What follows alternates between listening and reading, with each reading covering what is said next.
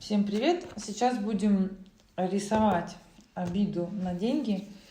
И за счет вырисовывания этой обиды будет происходить разгрузка именно в бессознательном нашей обиды на деньги. И за счет этого будем расширять вообще наши денежные потоки. Итак, первое, что необходимо, нам написать, взять, кстати, рекомендуют все вот такой вот маркер можно взять, который может рисовать более 1 мм толщиной, желательно 0,5 или 1 толщиной, либо вот фломастер можно тоже вот такой взять толщину. Нет, это толстый, стоп, простите, с обратной стороны вот такой вот где-то 0,4-0,5.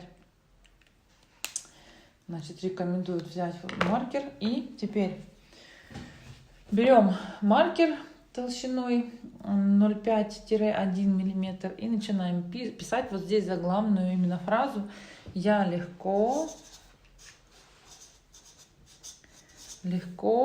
отпускаю, может быть, обиду, сегодня обиду на деньги.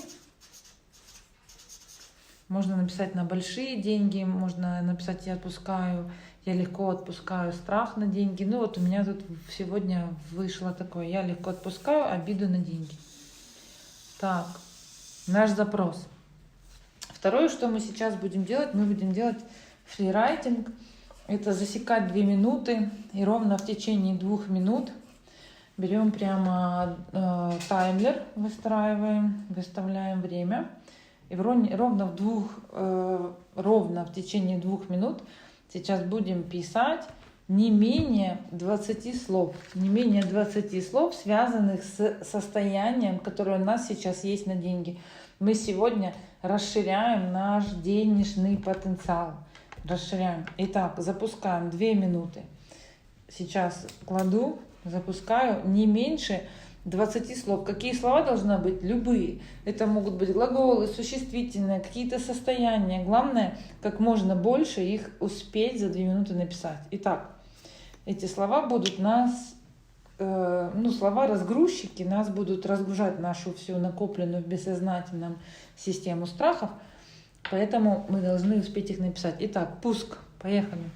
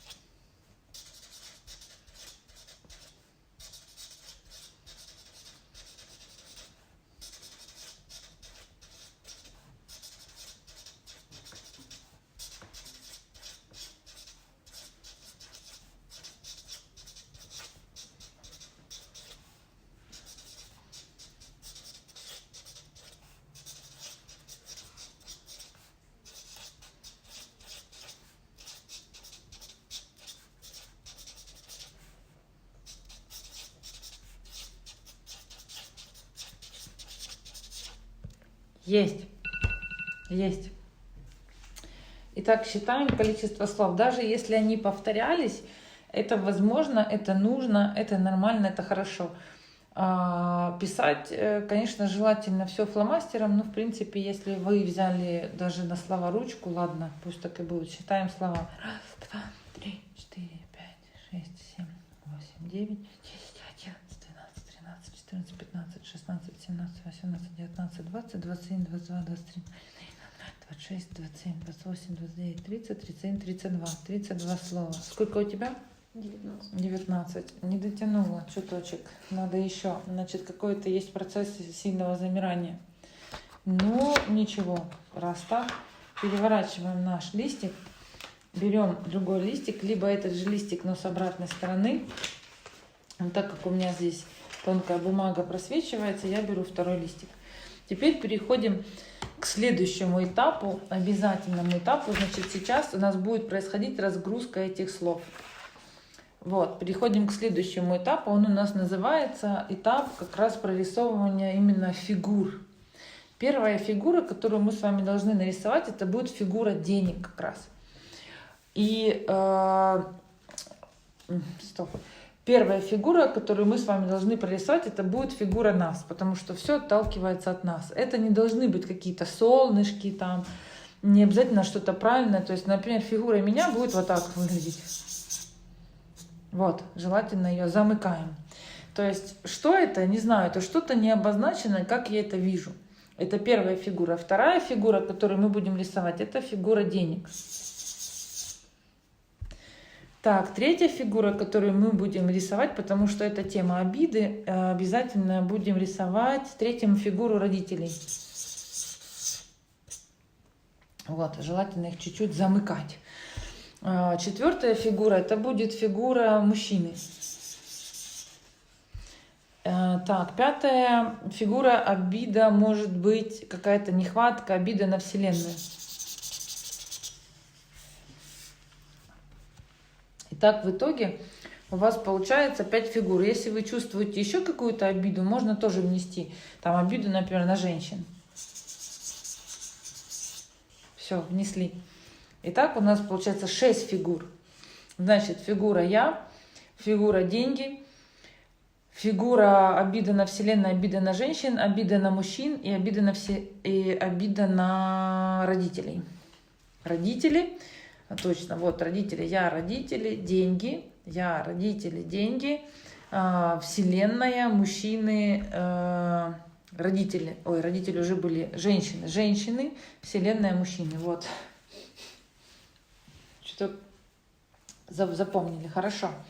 Теперь дальше, что мы будем делать? Мы должны выучить с вами одно некоторое важное очень правило.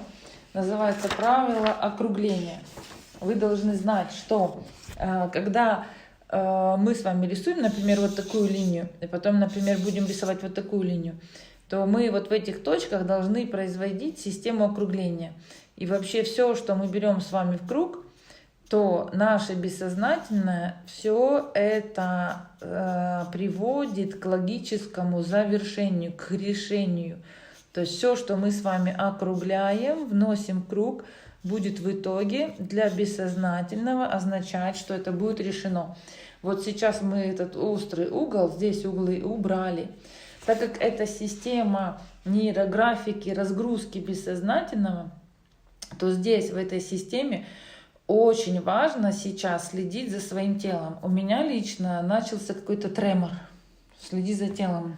Что происходит? У меня как будто бы я начала заикаться, не то что-то произносить, говорить. У меня какие-то начались, даже где-то головная боль появилась. Потому что сейчас мы из бессознательного всю эту обиду на несуществующие деньги, на нехваток денег, мы ее всю вынесли сейчас сюда, мы ее сактивизировали.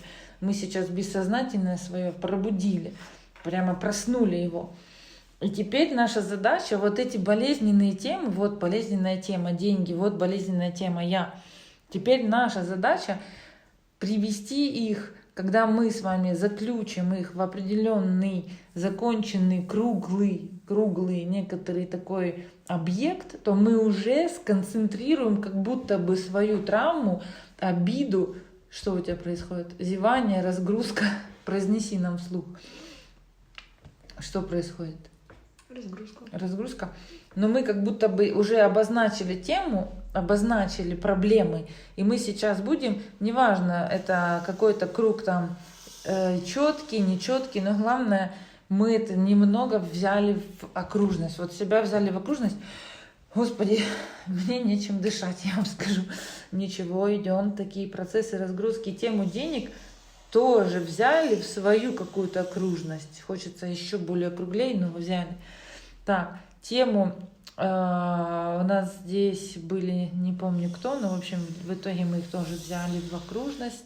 Родители, тема обида на женщин взяли в окружность, тему вселенную взяли в окружность, чтобы ничего не выходило из этого круга, взяли в окружность, взяли в окружность, тему мужчин обиду тоже взяли в окружность. Так, все взяли в круг, немножко сейчас полегчало. Как ты сейчас? Дышим, глубоко дышим. Хорошо. Значит, считается в разгрузке бессознательного вот более четкая фигура, замкнутая, которая похожая на что-то вроде круга, она уже дает как будто бы какое-то небольшое концентрацию внимания, небольшое сужение этой темы вот в этом направлении. Но сейчас отслеживайте, у меня прям началась головная боль какая-то. У тебя что происходит? Потеют руки? Все грязные? Грязные. Уже все запачкался. Что в теле происходит? Обида, замирание. Хорошо. Переходим теперь на следующее. Зевать хочется очень сильно, да, поднимается что-то. Переходим теперь на следующее обязательное действие, которое мы следующее будем выполнять. Это сами нейрографические линии. Эти нейрографические линии, представьте, что мы должны их провести как будто бы сквозь все объекты, которые у нас здесь присутствуют. Это как угодно могут быть линии. Это могут быть линии какие-то четкие, нечеткие, но они должны проходить и связывать все между собой объекты, все фигуры. Дело в том, что наше бессознательное с вами хранит большое количество неразгруженных страхов, неразгруженных обид.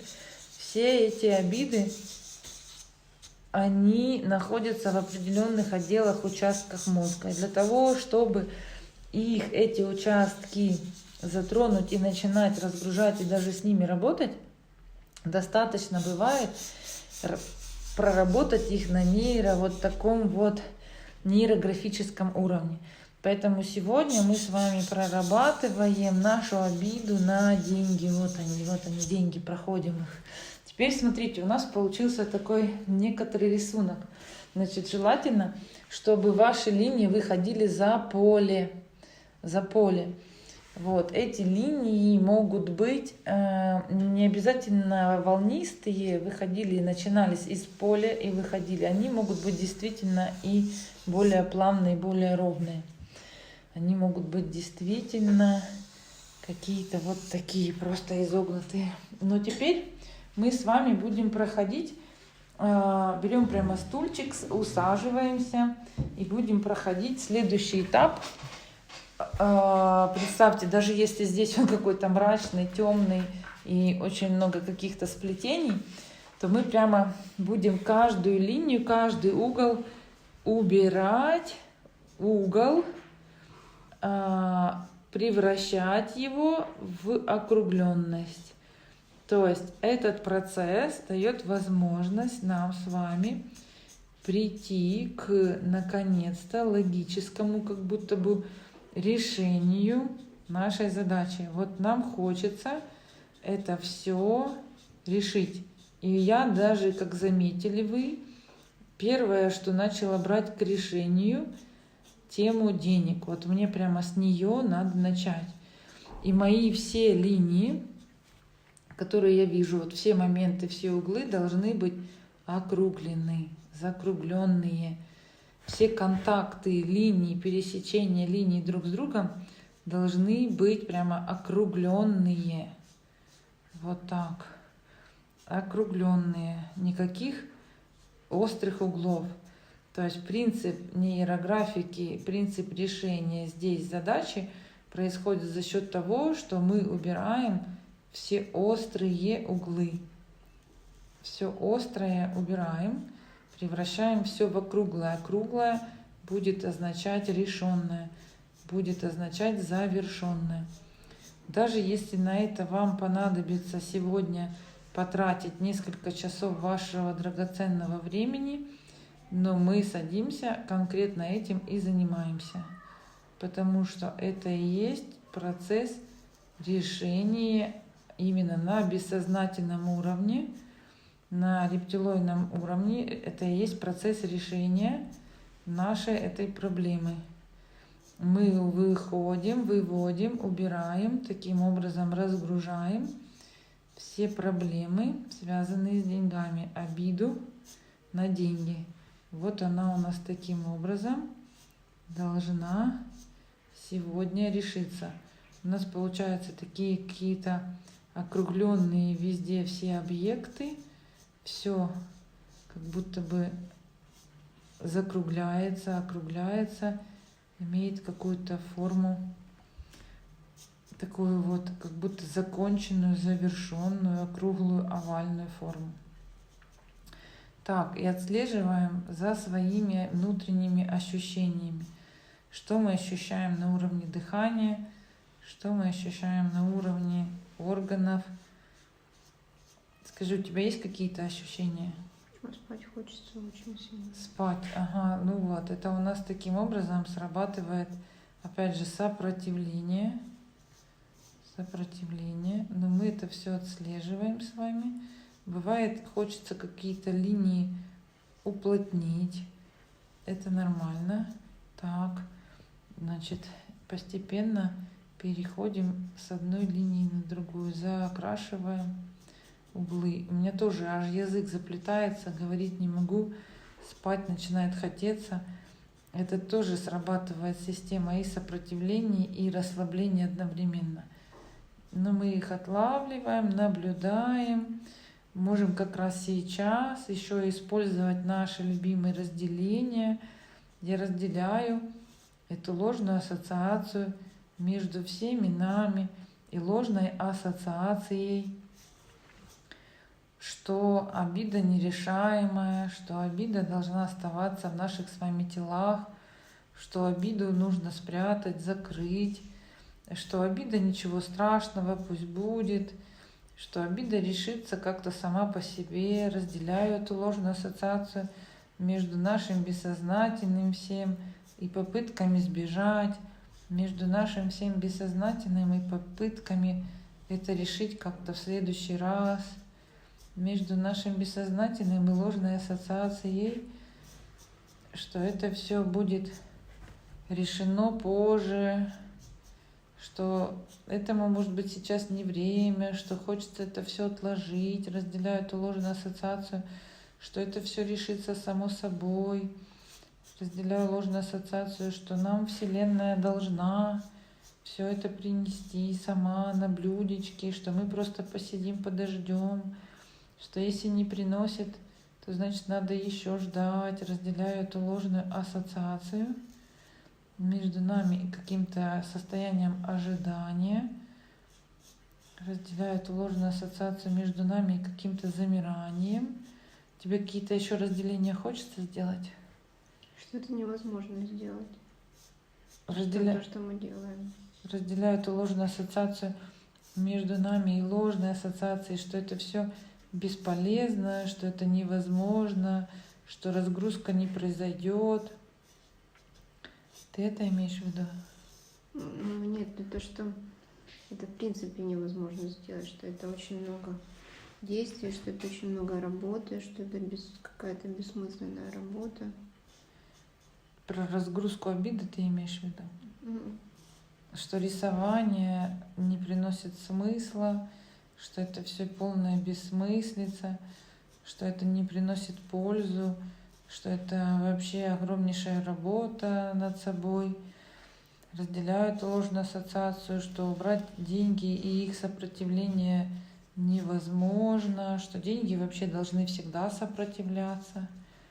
Разделяю эту ложную ассоциацию, что денег всегда должно не хватать, что это процесс обучения нас. Разделяю эту ложную ассоциацию. Так, какие еще ассоциации?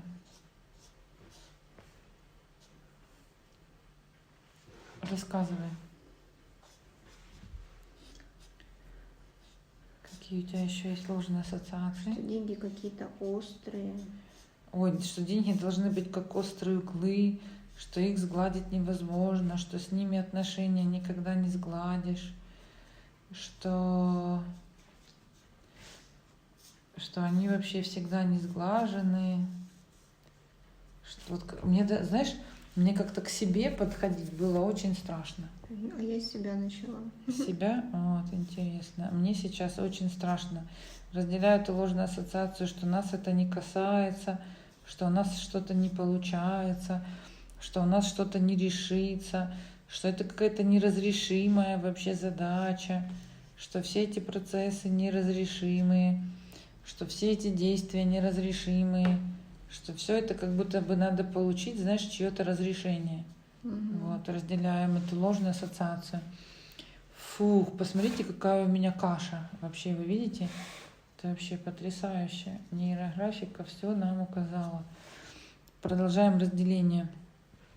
Ох, у меня сейчас в теле такое происходит, голова кружится, спина начала болеть, сразу нога начала колоть, плохо стало видеть.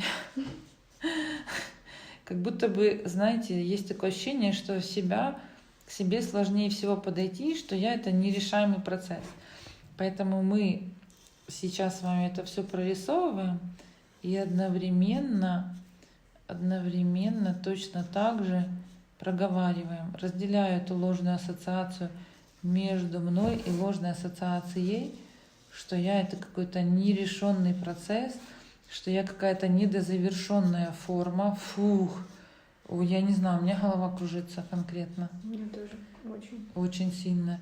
Разделяю эту ложную ассоциацию между мной и ложной ассоциацией, что я никогда не буду завершенной, я никогда не буду стабильной, что я не способна быть вообще улучшенной моделью, что я всегда ухудшаю все в пространстве, что я всегда все разрушаю в пространстве, разделяю эту ложную ассоциацию, что я всегда в пространстве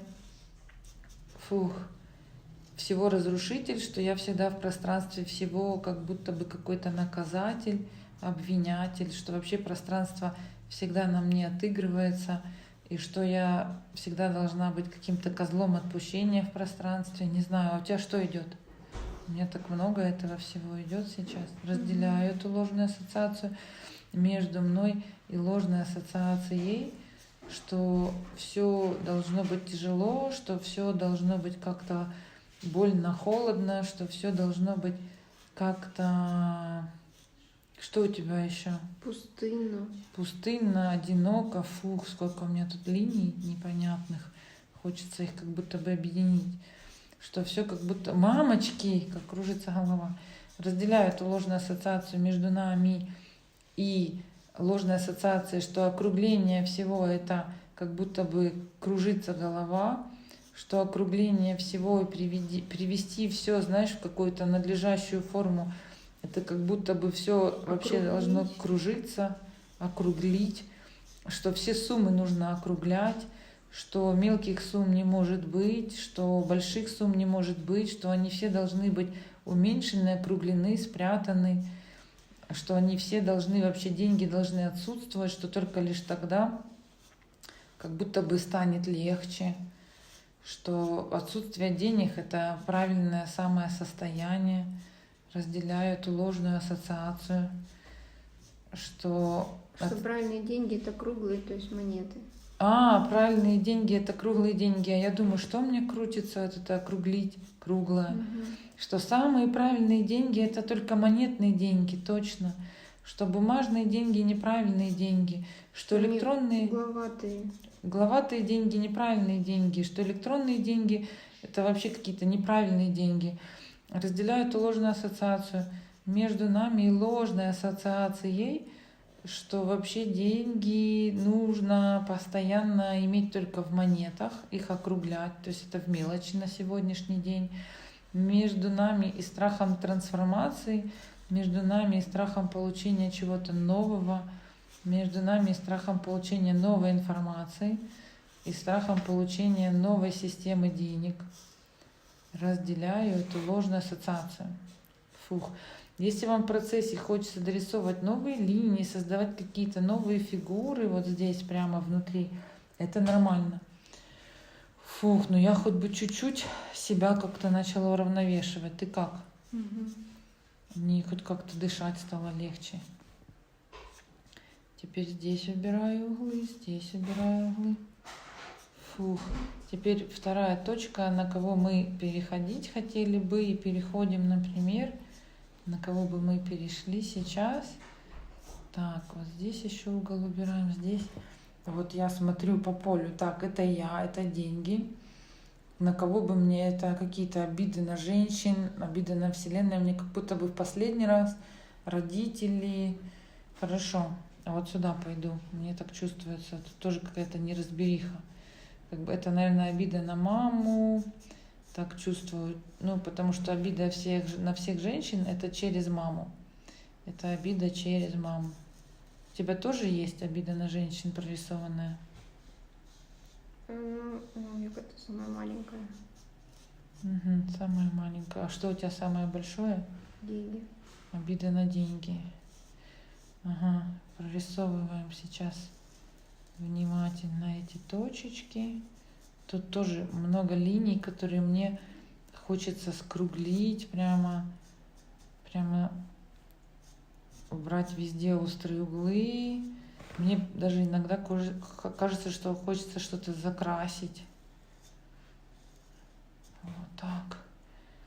Вот здесь убираем, вот здесь убираем все острые углы, оставляем только округленности. Так, какие еще есть у тебя ощущения? Что у тебя еще есть по разделениям? Вот это вот ложная ассоциация, что деньги могут быть только округлыми.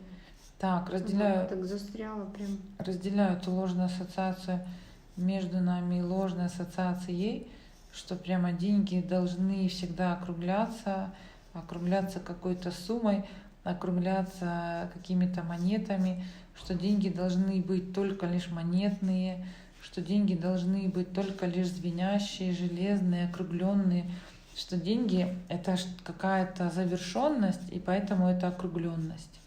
Разделяю эту ложную ассоциацию между нами всеми и ложной ассоциацией, что округляя деньги, только так их можно получать, только лишь так можно получать как будто бы удовольствие какое-то, удовлетворение от денег, насыщение деньгами. А ну, какие бы ты еще разделения сделала? Что-то такое идет, как будто деньги уже закончили свое существование. Так. Вот, поэтому они округлились. Разделяю эту ложную ассоциацию, что на сегодняшний день как бы нужно отказаться от денег, жить без денег, не брать деньги, не принимать деньги, что прямо нужно на них обидеться, чтобы они не заходили, что как бы поменять форму денег нужно через обиду. Разделяю эту ложную ассоциацию.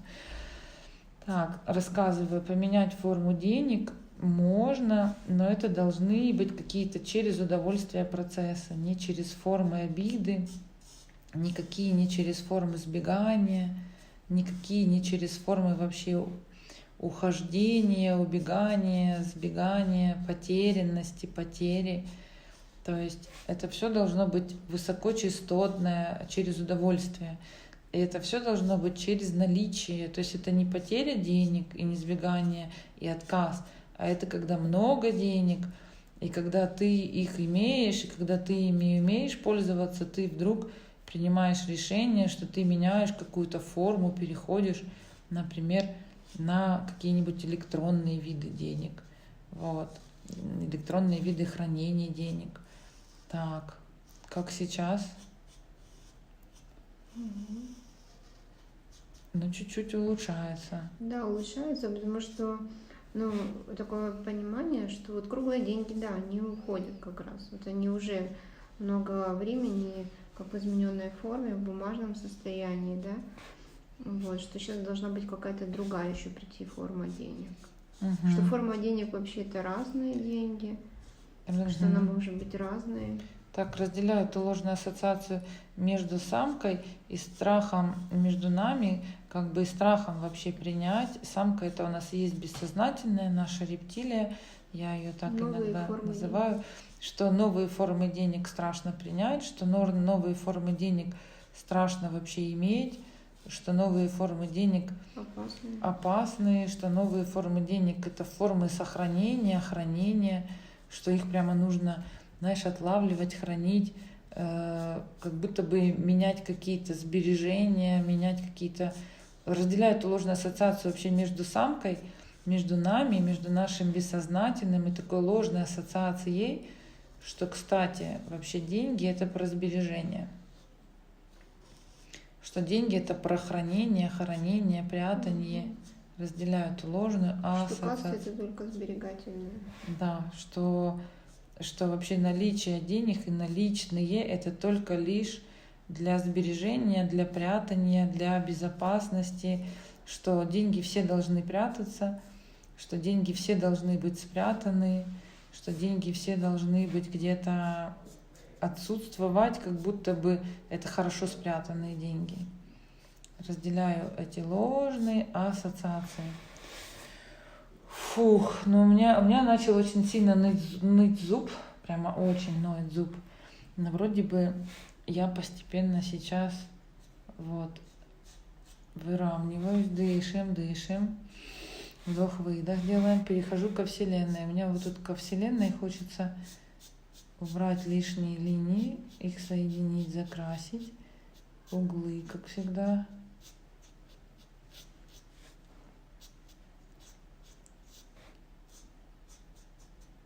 Так, фух, наблюдаем за телом, что происходит. Как твое головокружение уходит?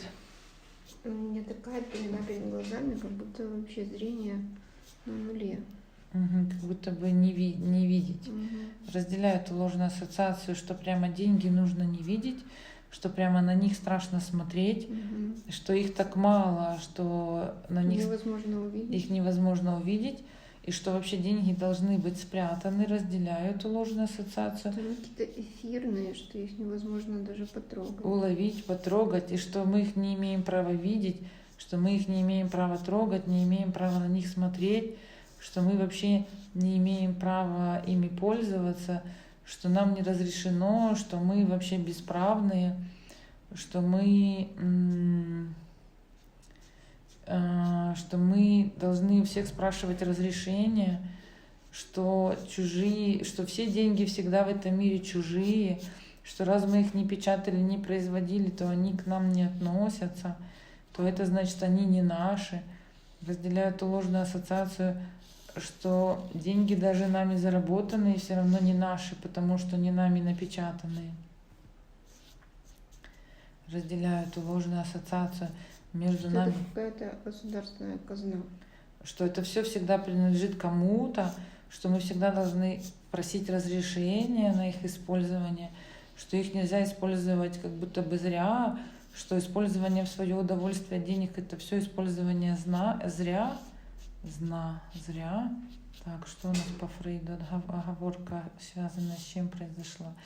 Что это все использование казны, что все деньги, принадлежащие государству, что любые деньги, которые бы мы использовали, то это мы всегда используем деньги государства. Разделяю эту ложную ассоциацию. Что пользоваться деньгами — это всегда их использовать до конца. Точно. Взять и использовать. Разделяю эту ложную ассоциацию. Ага, вот почему пришла криптовалюта на смену, потому что как бы получается, вот какая история получается, что можно создать собственную криптовалюту, и тогда ты будешь ею пользоваться, понимаешь, ты будешь ею производитель. Тогда она в твоем праве пользования. Хорошо. Но пользование — это всегда использование до последнего. Используй. Вот. Разделяю эту Мгм. ложную ассоциацию между нами. И ложная ассоциация есть, что пользование — это как будто бы использование, что это неверное использование. Разделяю эту ложную ассоциацию. Итак, пользование — это полезное использование, это полезное изобретение. Изобретение, в принципе, создано для того, чтобы им полезно, чтобы оно приносило полезность человеку. Так, ну как у тебя дела? Я уже практически все зарисовала. Ого, как быстро. У меня еще только половина. Да, ты щепетильненько, да, подошла к своему вопросу. Мгм. Можно еще просмотреть внимательно и пройти те округленности, которые еще хочется допройти. Проверить каждый уголочек, который бы хотелось еще округлить. Вот.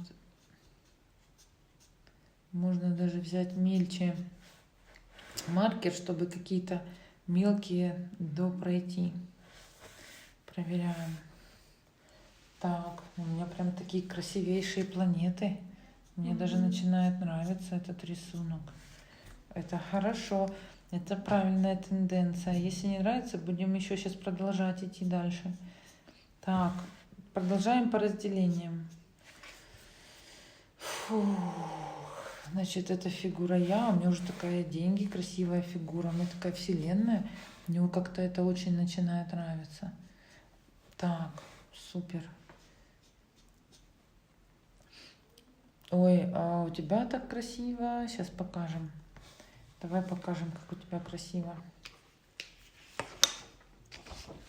Вот, смотрите, как получается красиво очень. Супер. Ой, так интересно вообще. Так, переходим к следующему этапу. Значит, следующий у нас этап — это обязательно после проработки углов нам нужно взять с вами несколько цветов. Ну, я беру карандашики. Если у кого-то есть желание взять фломастеры, можно взять фломастеры.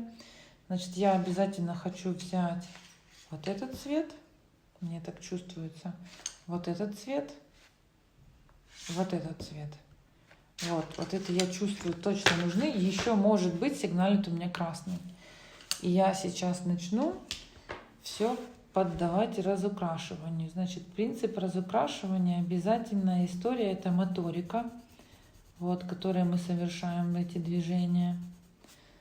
Желательно, чтобы это не было разбитие на огромнейшее количество мозаики, как цветов. Нам желательно разукрашивать это более или менее близкими. Ну, то есть, если вот тут голубой, то это не значит, что все 12 цветов мы должны взять, использовать и сразу же закрасить. Вот если здесь голубой, значит голубой. И вот мы тут чувствуем, что эти две плоскости голубые. Вот. Поведем сюда еще голубой внесем. Деньги воздуха требуют. Вот. Отлично. И сюда еще доведем. Отлично. Сюда доведем. То есть сейчас берем и разукрашиваем. Так, и смотрим еще по разделениям, какие разделения нам еще необходимы. Так, я вот здесь увидела, у меня внутри какая-то неразбериха. Мне захотелось еще ее откорректировать. Берем, докорректируем. Давай, расскажи мне, пожалуйста, какая еще у тебя ассоциация, что еще? Что деньги — это что-то долгое, что это очень тяжелое. Вот, у меня в связи с вот этой точкой, которую я тут взяла, появилось новое разделение. Разделяю эту ложную ассоциацию, что самое непонятное лучше как будто бы спрятать, удалить, как будто бы зарисовать черным, как будто бы, знаешь, похоронить, что самое непонятное надо спрятать настолько далеко, чтобы к нему не было контакта, что самое непонятное должно быть недоступное, что самое непонятное должно быть какое-то недоступное, тяжелое, неприятное, непринятое. какое-то нерассмотренное, что самое неприятное должно быть заброшенное, сохраненное, похороненное, умертвленное, убитое. Разделяю все эти ложные ассоциации, что прямо деньги надо умертвить, похоронить в себе, запретить, не выпускать, не давать возможности выхода, что прямо деньги должны застрять где-то, что прямо деньги должны быть спрятаны и там же умертвлены какие-то, убиты, уничтожены. Разделяю все эти ложные ассоциации.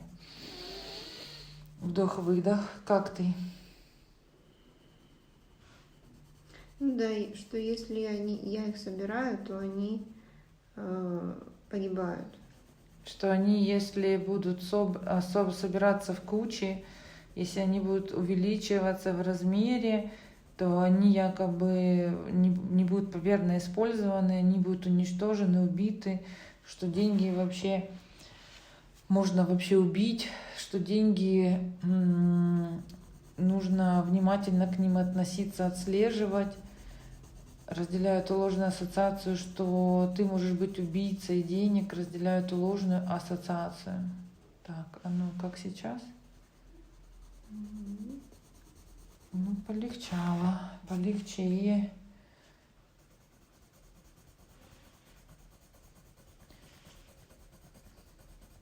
Моторика, вот, с которой мы совершаем движение сейчас и разукрашиваем, очень важна. Если даже вы будете закрашивать все фломастерами, то она все равно очень важна. В принципе, мы потом еще расшифруем по цветам, что значит, какие цвета мы взяли. Ух ты, как мне нравится. Мой рисунок начинает мне нравиться. Посмотрите это внимательно. Если же вам не нравится ваш рисунок, то нужно прорабатывать разделение, продолжать делать и все так же прорисовывать те моменты, посмотреть, как его еще хочется улучшить, чем. Может быть, добавить каких-то линий придется. Может быть, добавить цвета, может быть, соединить, смикшировать где-то цвета. Мне хочется вот здесь тоже добавить. Оранжевый цвет такой радости, цвет жизни, цвет апельсинового сока, апельсинового настроения, оранж. Вот, с непривычки давно мы с вами, видно, карандаши в руки не брали. Бывает, рука даже устает, нормально. Сейчас рука должна почувствовать. Моторика, все должно разгрузиться. Мне хочется в середину добавить этой яркости. Прям хочется поднажать. Так, проверяем еще разделение. Разделяю эту ложную ассоциацию. Вот она, в чем между нами ложная ассоциация есть, что деньги не любят яркость, что деньги боятся проявления, что деньги боятся света, что деньги боятся радости. Разделяют ложную ассоциацию, что деньги могут испортиться. Это все, смотри, ложная ассоциация по поводу ранее бумажных денег. Якобы могут выцвести, могут на свету испортиться, могут на цвету потеряться. Разделяю все эти ложные ассоциации, что вообще деньги могут быть потеряны, что деньги могут настолько потеряться, что уйти от меня, что деньги могут настолько потеряться, что полностью уйти вообще из моей жизни. Разделяю эту ложную ассоциацию между нами и ложной ассоциацией, что все деньги потерянные, что все деньги ушедшие. Боже мой, но поднятие чувствуется колоссальное.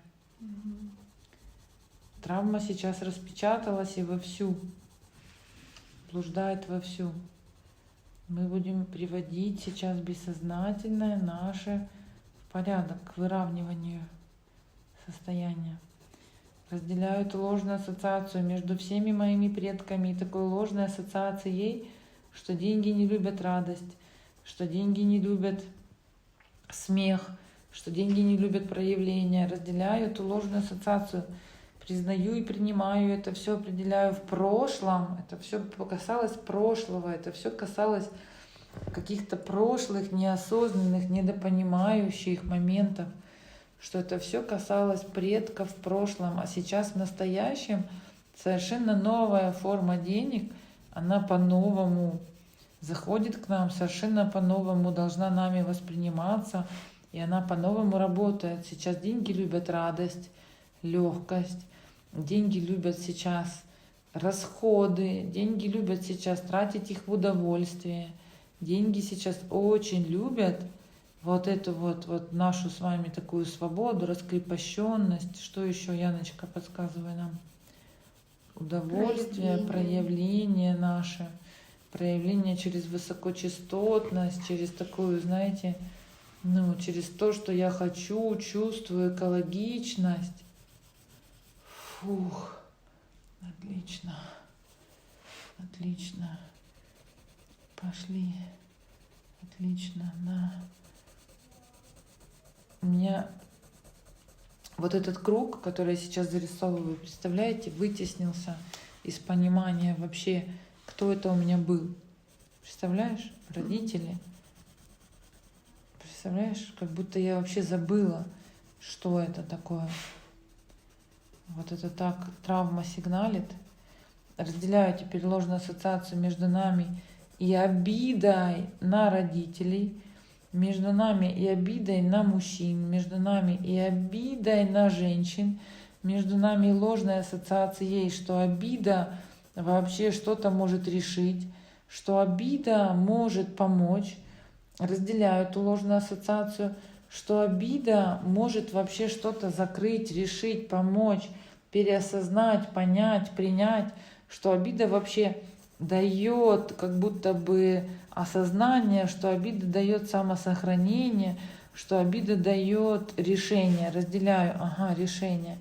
Вот оно что, разделяю эту ложную ассоциацию. Зубы начали ныть. Так, разделяю эту ложную ассоциацию между нами и ложной ассоциацией, что обида даст решение, что обида даст какое-то понимание, что обида даст какое-то как будто бы выход. Разделяю эту ложную ассоциацию между мной и ложной ассоциацией, что решая все через обиду, только лишь так можно все получить, что решая все через обиду, только лишь так можно всего достичь. Разделяю эту ложную ассоциацию между нами и ложной ассоциацией, что обижаясь на деньги, можно их получать, что обижаясь на родителей, можно получать деньги от родителей. Разделяю эту ложную ассоциацию между мной и ложной, между нами и ложной ассоциацией, что моя обида на родителей вообще решит весь запрос, что моя обида на мать, на отца вообще проявит мои все деньги. Разделяю эту ложную ассоциацию между мной и желанием проявления через деньги, между мной и желанием получения денег через обиду. Разделяю эту ложную ассоциацию между мной и ложной ассоциацией, что чем больше обида, тем быстрее решится мой запрос, что чем больше обида, тем легче решится мой запрос. Разделяю эту ложную ассоциацию между мной и ложной ассоциацией, что обида все решает. Я только вообще в разгаре. Уже как-то быстро. Быстро? Мне как будто бы есть такое у меня ощущение, что мне надо срочно эту обиду разгрузить, знаешь, и я не могу вот с ней находиться прям дышать не могу. И мне прямо нужно эти все линии сейчас закрасить, привести к логическому завершению хочется, вот очень хочется. Я прямо линию оранжевого веду, вот линию радости такую, прямо чувствую, что я ее веду. Вот думала, тут оставлю, но нет. Чувствую, что мне ее нужно соединить. Вот интересно, как получается, у меня деньги не соединились в радости. Ёлки-палки. Значит, проведем сюда еще. Нет, вот так будем. Деньги не соединились в радости по цвету со мной. Это как такое может быть? Значит, мне сейчас срочно нужно вот здесь соединить эту радость. Фух, мне же легче стало. Фух, потому что оранжевый — это ассоциация с радостью. И я вот теперь соединяю их с этой радостью. Прям мне полегчало. С легкостью, вот видите, полоса, линия пошла, соединение с легкостью. Видите, меня с легкостью. Отлично. Теперь соединить нужно деньги. Даже вот сюда добавлю. Деньги соединить со мной и с радостью.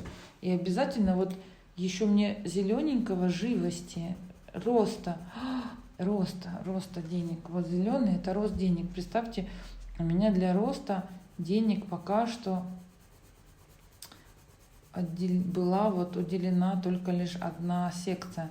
Но так как деньги являются полем, то мы сейчас это поле все вокруг денег и создадим. То есть сейчас пойдет рост. Сейчас я потеть начала. Разделяю эту ложную ассоциацию между мной, между нами всеми и страхом роста денег, между нами всеми и страхом расширения денег, между нами всеми и страхом вообще увеличения денег, между нами всеми и ложной ассоциацией, что у нас нечего увеличивать, что мы не увеличительные, что мы не заслуживающие, что мы ничего не имеющие, что мы отсутствующие в пространстве. Между нами и ложной ассоциацией, что раз другие не увеличили, другие не дали, раз родители не дали, значит нечего увеличивать, раз родители ничего не сделали, значит нечему тут делаться, раз родители никак не продвинули, значит нечего двигать, значит я полная бессмыслица, я полное отсутствие, значит я полный кошмар. Разделяю, потею, невозможно. Разделяю эту ложную ассоциацию между мной и ложной ассоциацией, что я отсутствую, между мной и ложной ассоциацией, что увеличиваться нечему, что деньги не должны заходить, увеличивать меня негде, увеличивать меня неким, увеличивать нечего, что я полная бессмыслица, что я полное отсутствие, что я полная вообще тупость, глупость, недоразвитость. Разделяю эту ложную ассоциацию. Так, у меня вытеснились эти два круга, раз и два. Не могу вспомнить, кто это. Знаю, что это Вселенная, это я, это женщины, а это где-то родители, где-то мужчины.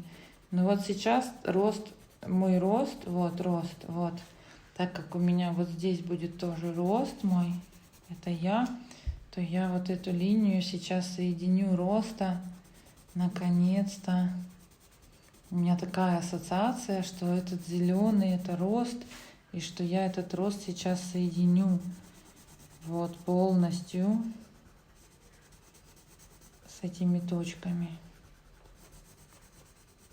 Мне так хочется, чтобы в моей нейрографике была какая-то логичность цветов, потому что я очень люблю порядок, упорядоченность вот моих мыслей. Потому что когда мои мысли, мои цвета упорядочены, тогда мне как будто бы становится легче, мне как будто бы все становится понятней, легче и понятней. Хотя здесь мне захотелось какую-то влить голубую линию, вот влить. Яночка, ну что, ты тоже переходишь? Да, похоже, что я тоже закончу. Покажем твой рисуночек.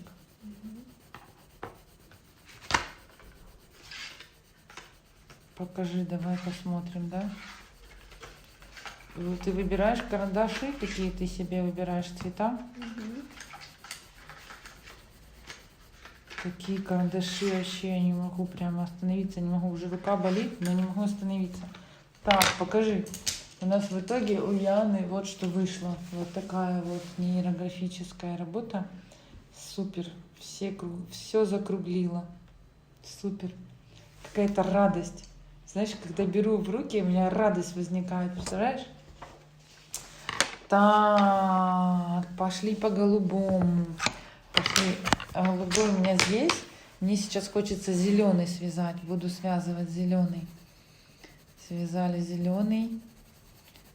Мне хочется его вот сюда довести. Не знаю, кто это, может, это родители. Мне хочется почувствовать какой-то усиление хочется какого-то почувствовать, потому что зеленый это усиление. Ян, ты какие цвета себе взяла? Какой-то салатовый, розовый. Нет, это фиолетовый, да? Салатовый, розовый, фиолетовый. И Тоже желтый. интересно. И желтый. У нее 4. У тебя желтая ассоциация с чем? Солнышко. Солнышко, радость, легкость, да, или что это? Так, есть такое дело.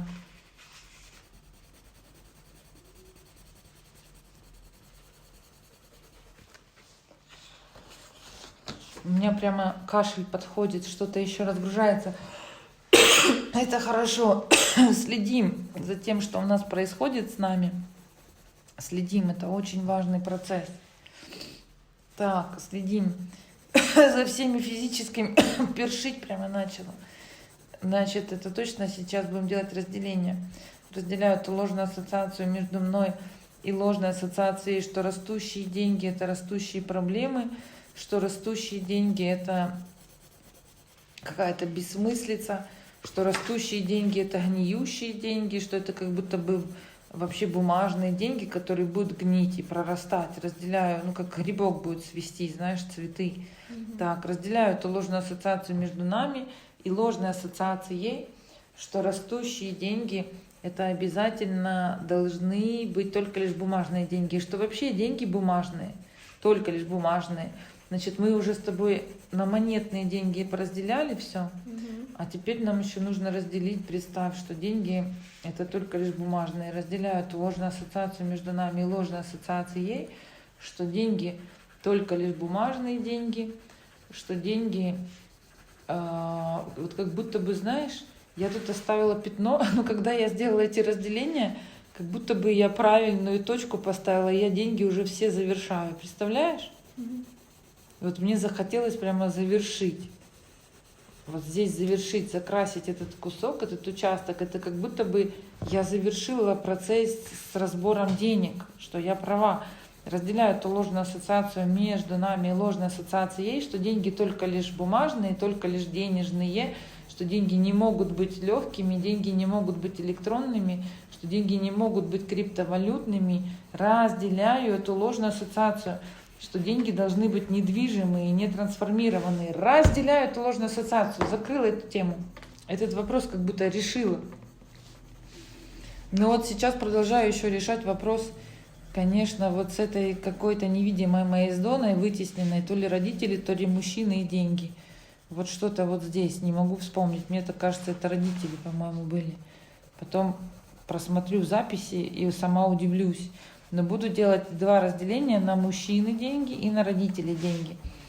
Разделяю эту ложную ассоциацию между... Вот тут такая прям точка оранжевая, такая интересная получилась, как она так вышла, резко оранжевая.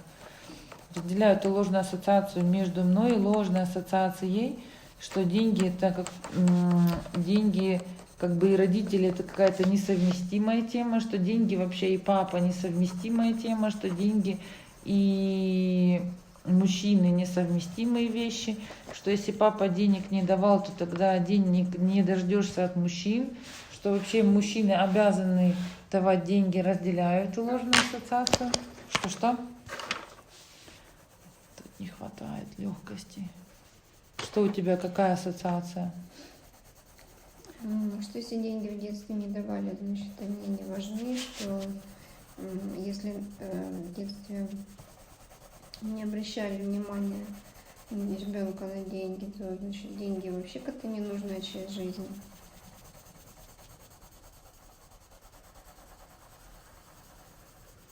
Фух, мамочки. Да, если как бы ребенка не обучил, папа не дал, не баловал, не давал, то тогда как бы ребенок не должен вообще касаться темы денег, что тема тогда денег будет закрыта, недорешенная, что тема денег тогда будет недозавершенная. Разделяю эту ложную ассоциацию, что если папа, вот смотрите, если папа не знал вообще ничего сам про деньги, то какую информацию мог дать ребенку? Но информация отсутствующая. Нет, она не присутствует. Что тогда мы с вами делаем? Мы тогда с вами переходим на взаимоотношения я, Вселенная и деньги. То есть деньги тогда нужно решать все вопросы с деньгами не через я и папа, не через я и мама, по сути не через я и муж, потому что люди, все это проекция наших отношений с родителями.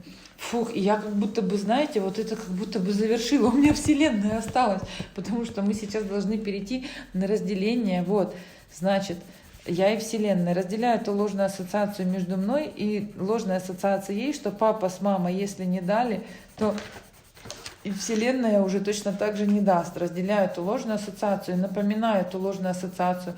Напоминаю, что это ложная ассоциация, потому как Вселенная сейчас все эти процессы и дала только лишь для того, чтобы мы вышли на уровень я и Вселенная, чтобы мы вышли на уровень брать от Вселенной. Фух, теперь надо понять, как брать.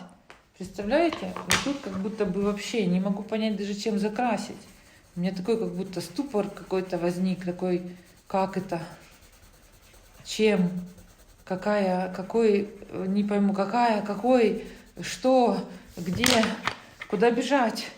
Вот что-то вот здесь возникает непонятная какая-то у меня. Я и Вселенная разделяю эту ложную ассоциацию между мной и ложной ассоциацией ей. Вот вхожу в зону Вселенной, смотрите, прям начинаю закрашивать.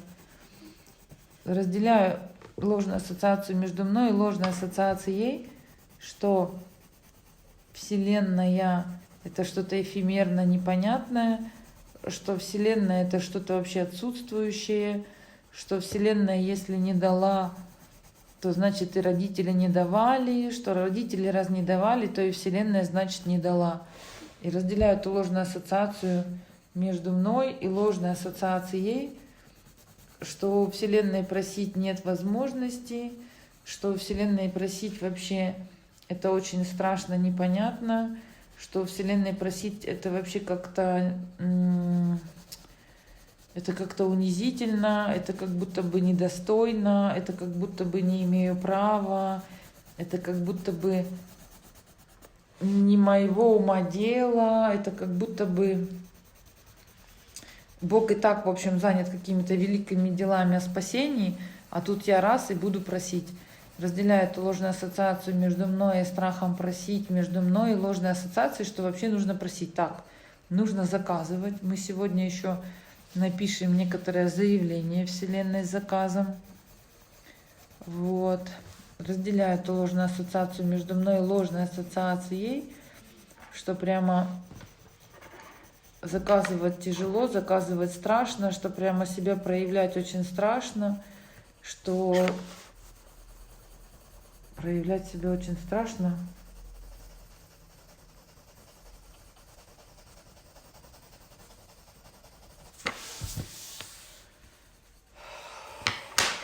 Что вообще быть очень страшно. Вот это радость Вселенной. Не знаю, какие у тебя еще ассоциации, скажи мне. У меня какие-то ассоциации, что я не успею, что я всегда последняя, что я медлительная, что деньги любят скорость, что деньги не любят вот это торможение. Разделяем эту ложную ассоциацию. Разделяю ложную ассоциацию между мной и ложной ассоциацией, что мне никогда не успеть за деньгами, что они легкие, как ветер, поэтому они всегда улетают. Разделяю эту ложную ассоциацию, что деньги любят легкость, и при этом, значит, они всегда улетучиваются, что они всегда улетают, что они всегда растворяются, что они всегда как будто бы... Мне как будто бы тут какой-то линии не хватает, надо срочно дорисовать. Вот хочется мне вот так еще.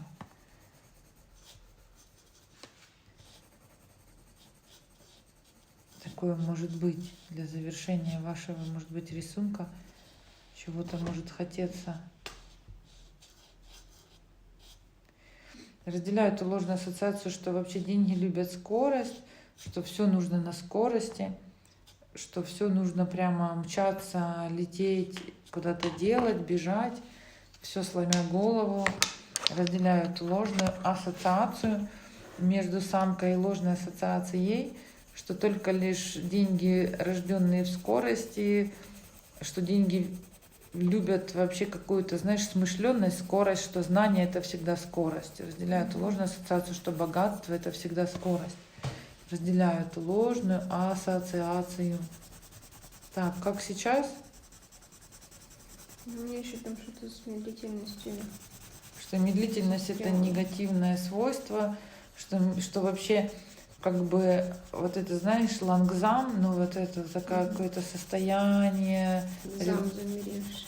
Да, это замеревшее, что это что-то вообще умертвевшее, что это замерзшее, что это что-то тормознутое, кашляй, что это что-то недоразвитое, что это что-то глупое, что это что-то вообще отстающее. Разделяю эту ложную ассоциацию. Я тебе скажу, что я лично ни одного короля не видела в каком-то кипише бегущего, понимаешь? То есть либо миллионера, который бы бежал, сломя голову, падал, спотыкался, еле успевал.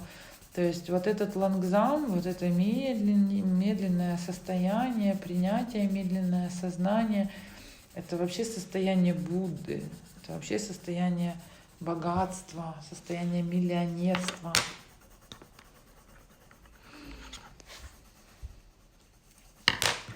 Мне надо как-то соединить вот это вот понятие Будды и понятие богатства. Да. Мне такое, знаешь, цепочка ложная. Индия, бедность, Будда. Не знаю, Будда — это богатые золотые статуэтки, он весь вылит из золота. Нет такой ассоциации. Будда — это всегда золото, это всегда изобилие всего. Еды, воздуха, моря, времени.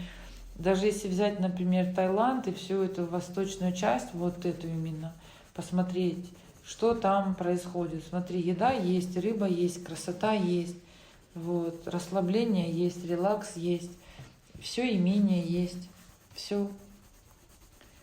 Разделяю эту ложную ассоциацию между нами и ложной ассоциацией, что Будда — это какая-то бедность, что Далай-лама — это какая-то святость, бедность, отсутствие. Там не отказ из-за того, что вот я отказываюсь, ухожу в аскезу. Там принятие вида удовольствия такого через такие виды расширения. То есть, когда Далай-лама летает на самолете, он летает бизнес-классом, либо частным рейсом. Это нормально, естественно, понятно. Вот. Но так как ему нравится жить в горах, так как он там находится, там у него все какие-то процессы происходят. Вот. Ему это все нравится. Храмы, воздух свежий. Единство, сообщество. Как сейчас? Что еще сделать из разделений? Что страны, там, где жарко, они всегда босоногие, а босоногие это тоже бедные. Что босоногие — это бедные, не знаю, я видела из Швейцарии чисто принципиальных людей, которые ходят босыми. Они хотят просто касаться земли. Это разделяют эту ложную ассоциацию между нами и ложной ассоциацией, что босоногие — это бедные, что вообще, знаешь, все храмы — это сразу про бедность, что про веру — это про бедность, что про высокочастотность — это обязательно про бедность. Разделяю все эти ложные ассоциации. Еще раз, у каждого человека есть свои какие-то точки удовольствия и выбора. Правильно? Каждый может выбрать и состояние, каждый может выбрать. Я тебе скажу так, что вот бедность — это тоже точка выбора. Бедность — это позиция, это точка выбора. Человек выбирает. Вот это состояние, что человек пытается весь мир захватить, все для всех сделать, и все стараться, и у него ничего не получается. Это тоже точка выбора, это тоже точка привычки, это тоже точка бегания, и старания, и перерабатывания, и работы в напряжении, и вот это поиск денег, это что же состояние, это что же точка, это что же удовольствие. Поиск денег — это тоже состояние удовольствия. То есть получение и принятие денег — это не про поиск денег. Поиск не относится к состоянию принятия денег. Вот видите, мы подходим к завершению рисунка, именно разукрашивания, и приходят какие потрясающие инсайты. Поиск денег это тоже привычка. То есть деньги, они приходят не через ту систему, что ты их нашел, не через ту систему, что ты как бы нашел какую-то точку. То есть это произошло изначально расширение. Запоминайте дату, когда вы делаете сейчас эту проработку. Вот такую графическую проработку сегодня делаем. Запоминайте эту дату и будете смотреть в ближайшее время, пойдет распаковка. Как все начнет распаковываться. Распаковка денег будет происходить. Она начинается и будет теперь с сегодняшнего дня у вас всегда в жизни происходить. То есть первый шаг мы сделали. Последующие шаги, сейчас следующие будем делать, распаковки будут только лишь продолжаться. Вот. Поэтому распаковываем. Да, это тоже будет оранжевый.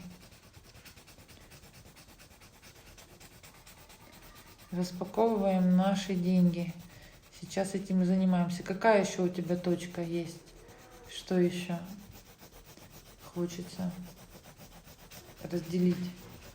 Значит, спешка, процесс поиска денег, процесс гонения, как-то гоняться, искать загнанности из-за денег. Это все процессы вида удовольствия. Если мы сейчас придем к новому виду удовольствия, что мы получаем деньги именно в процессе расслабления, вот, то мы их начнем получать. Это будет новый вид. Итак, у меня осталась одна точка, которую я хочу докрасить. Она у меня будет зеленая. Это говорит о том, что у меня рост сейчас. Все на рост. Вы тоже свои какие-то ассоциации проводите с цветами. У тебя какие цвета? У меня вот синий ассоциируется с воздухом, желтый с землей, зеленый с деревьями и с ростом. красный с огнем. Красный с каким-то рывком, зеленый с каким-то ростом, желтый с какой-то землей. Это как, знаешь, ну, прорастить, как знаешь, как закрепиться, да, как тоже увеличиться, разрастись в физическом, материя. Фух, представь, как я это сделала. Так, супер. Мне нравится мой рисунок. Так, ну вот есть моменты, которые мне еще хочется, знаете, добавить. Вот я только их сейчас увидела. Вот здесь. Я их раньше не видела. Представляете? Не видела. Вот здесь, вот. Вот здесь, вот. Вот здесь, вот здесь. Так, вот здесь, вот здесь, вот здесь, вот здесь. Все, вот здесь убираем угол, вот здесь, вот здесь. Вот, увидела. И вот здесь острые берем. Вот, и вот этот острый берем. Отлично. Увидела, прям в себе увидела какие-то моменты. Отлично. Вот так увидела. Все ли мне здесь сейчас нравится? Да, хорошо, хорошо, хорошо. Увидела. А теперь переходим к такой правильной теме. Значит, проверили, все округлили, да. Теперь у нас должна быть линия поля. Мы теперь должны выбрать именно правильную, такую одну для себя проходящую, такую четкую линию, которую мы должны уплотнить. Эта линия будет нам говорить о том, что через именно эту линию происходить будет процесс, будет происходить через эту линию процесс, сейчас, секундочку, получения вот энергии, это энергетический канал.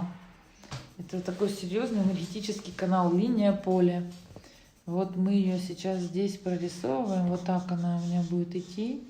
Вот так, прямо я ее вижу сейчас, и вот сюда выходить. Я ее усиливаю, она должна быть самой плотной, такой усиленной, видимой. Вот, самой видимой. Вот так вот.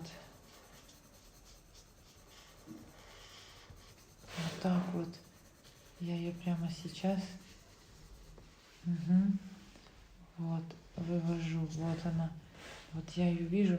Так, и здесь она у меня идет вот сюда, вот сюда, вот сюда, вот сюда, вот сюда, вот сюда и вот сюда. Прорисовываем эту линию поля через весь рисунок, как вы чувствуете, как она вообще пойдет. Вот она у меня. Фу. Вот, вы знаете, ну это может быть не одна. И вот у меня тут есть такая как хорда. Как, знаете, такая, хочется мне и здесь добавить линию поля. Это как энергия, которая теперь будет питать. Вот, я теперь связала это все со Вселенной. Вот она, наконец-то, связанная со Вселенной. Это линия, я связанная со Вселенной. Вот я ее туда закрашиваю. Также убираю прямые углы, которые могут возникать в процессе ее нарисования. Округляю, округляю. Так, как у тебя сейчас дела обстоят? А? И вот здесь я теперь еще одну линию, значит, это я вот сюда вывожу, такая у меня, это энергетические поля, это энергии Вселенной, которые теперь меня поддерживают, нас с вами поддерживают в этом. Вот, раз, два, и теперь все связываю вот с этой линией поля. Хочу с деньгами. Вот так. Прямо связываю эту линию. Вот у меня прям канал. Вот такой. Здесь его тоже усиливаю. Вот такой канал прямо денежный идет. Расширенный. Прям это я так чувствую. Вот. Заходит в меня. Даже вот здесь хочу вот так. Заходит и здесь вот так проходит. И соединяется. Вот. И здесь соединяется. Здесь соединяется. Мне прямо захотелось все точки соединить. Ага. У меня вот тут одна осталась. И вот здесь вот так это будет выходить. Итак, значит, линия поля я соединила, вот себя соединила со Вселенной, соединила деньги все вот с собой, у меня тут соединение, деньги, проверяем, чтобы эта линия прям ощущалась мной, что она соединенная, вот такая, проходит через все деньги, прям чувствуем эту линию так. Мне уже хочется, знаете, прийти к какому-то логическому вот завершению, как будто бы чувствуется это, как ты, Ян. Угу.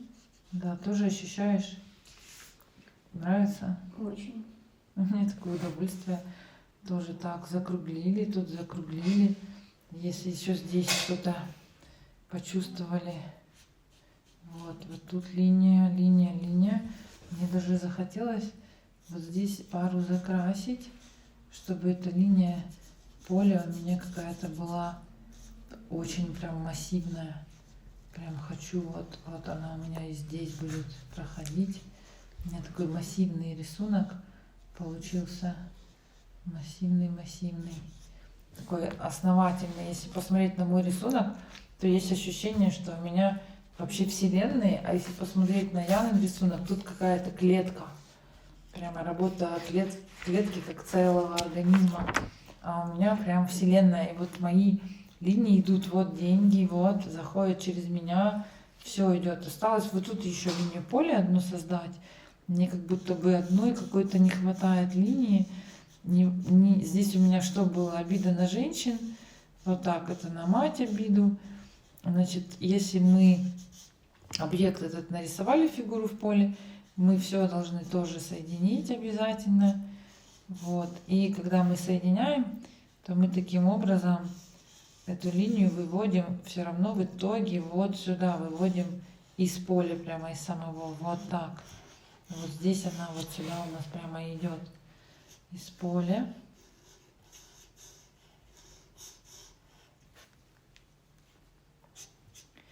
Так, из поля. И теперь,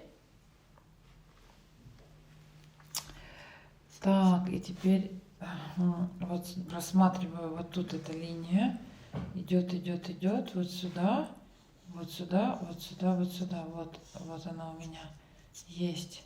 Все, тоже линия поля есть. Чувствуется, что она заходит прямо сюда от меня. Вот она, линия поля. Если посмотреть невооруженным глазом, то мы должны, можно и вооруженным глазом, можно и в очках глазом, можно и без очков, мы должны сразу видеть эти линии полей.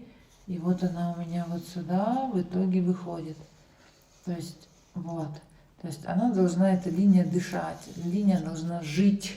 Эти линии должны проходить сквозь весь рисунок. Смотрите, у меня вообще получился такой осьминог. И теперь самое главное, значит, еще плюс ко всему, что мы делаем? Значит, и круг Я, мы его как бы обозначиваем более явным. Круг Я обозначиваем более явным. Мы еще более закругляем наш круг. Мы стараемся его привести в это вот в значимое округленное состояние Я. То есть мы сейчас подводим итоги нашей работы, и мы должны Я, круг, вот прямо обозначить. И круг деньги мы должны обозначить. У нас тема была денег. Круг деньги обозначиваем.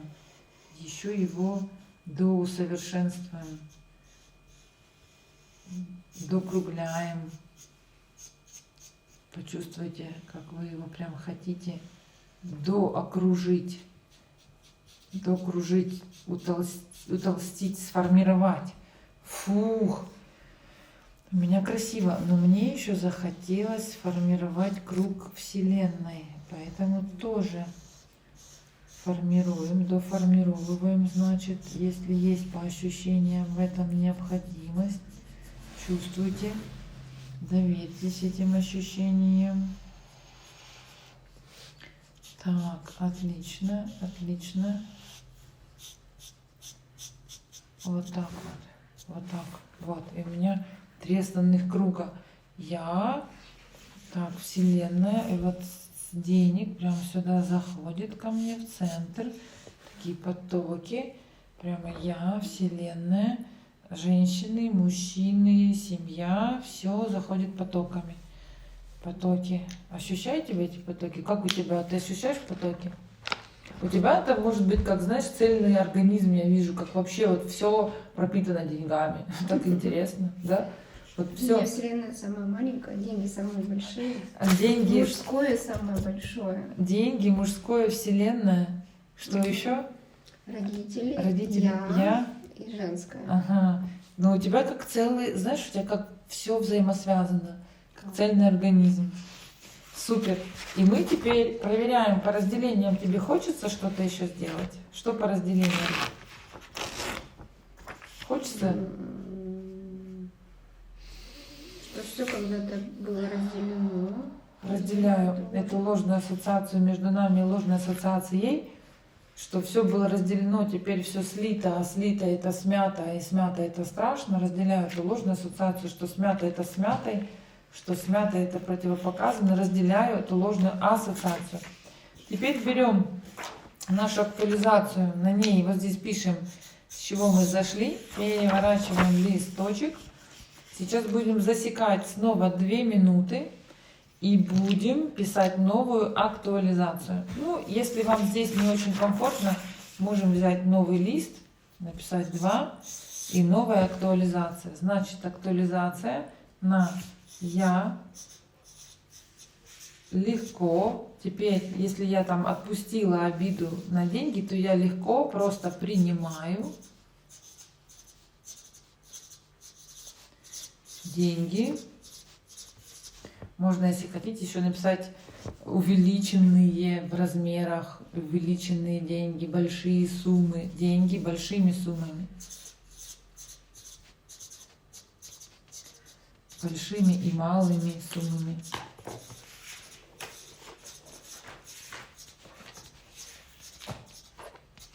Число какое на сегодня ставим обязательно.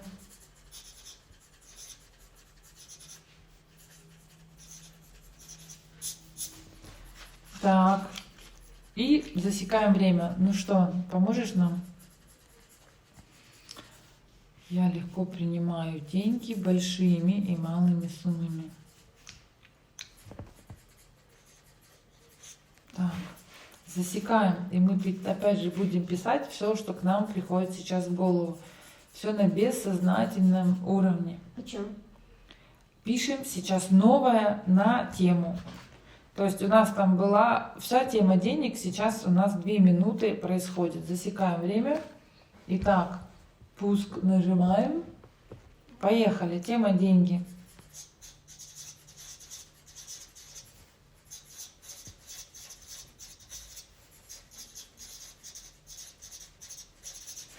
Не кривите душой, пишите все, что в голову идет. Если есть еще что-то из обиды, из боли, пишем.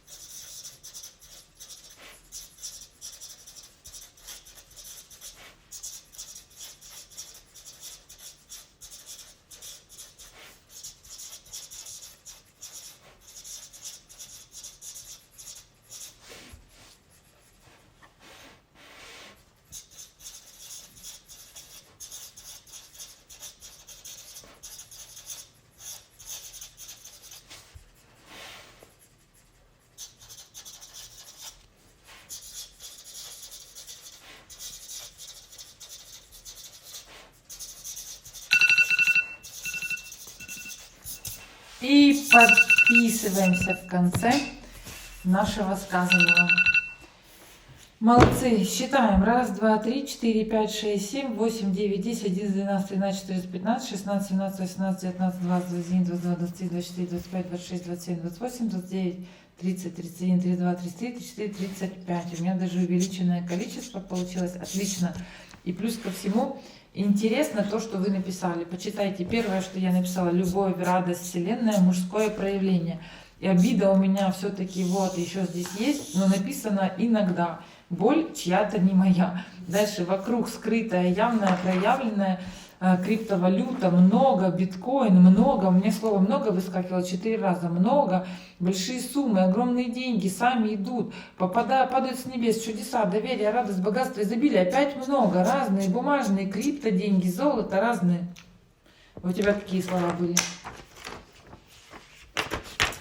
Попробуем, посмотрим. Так, цветы, радость, возможности, яркая жизнь, удовольствие, радуга, деление, Радуга.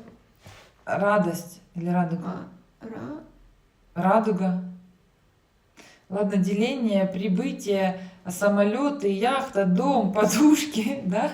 Или это подружки? Семья, встречи, яркость. Что такое? В общем, какой-то быт, в общем, пространство, самосовершенствование, вообще самоличность, любовь, в общем, все ограничения, границы, раздражение, накопление, опыт. Так, у нас на накопление и у меня вот здесь чья-то боль, обида, и я подумала, что накопление. А еще самое интересное, знаете что? У меня нехватка словарного запаса в этом направлении. Я прямо несколько секунд, вот начиная 1,5 минуты писала, 30 секунд я искала слова. Давайте сейчас подумаем, какие слова могут быть связаны с увеличением денег. Давай добавим, возьмем ручечку, допишем. Изобилие. Что еще?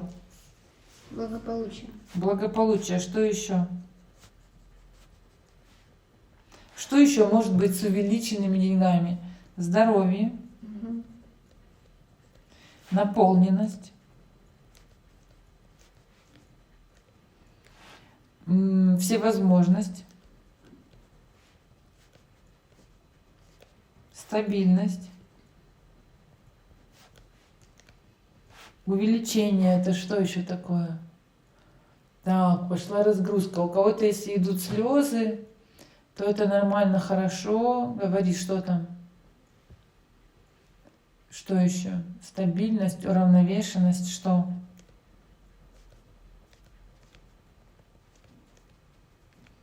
Что еще?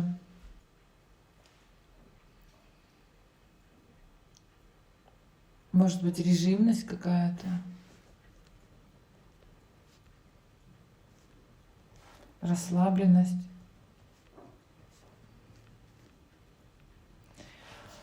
Режимность, расслабленность, знание, начитанность, знание, интеллект. Это может быть интеллигенция.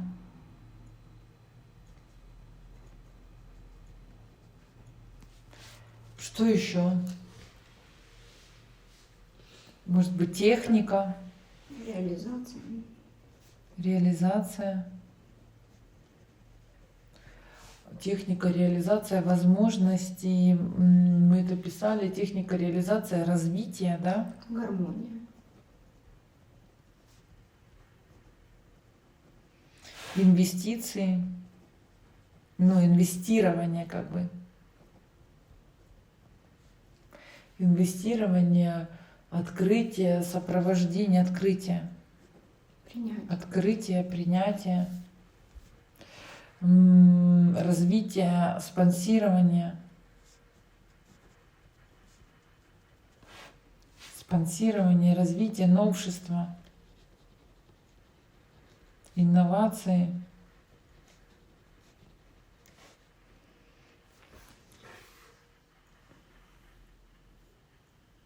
Свободное время. Новые привычки.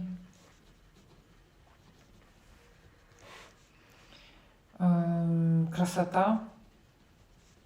Чистота. Благополучие. Комфорт. Комфорт. Есть. И подпись. Молодцы.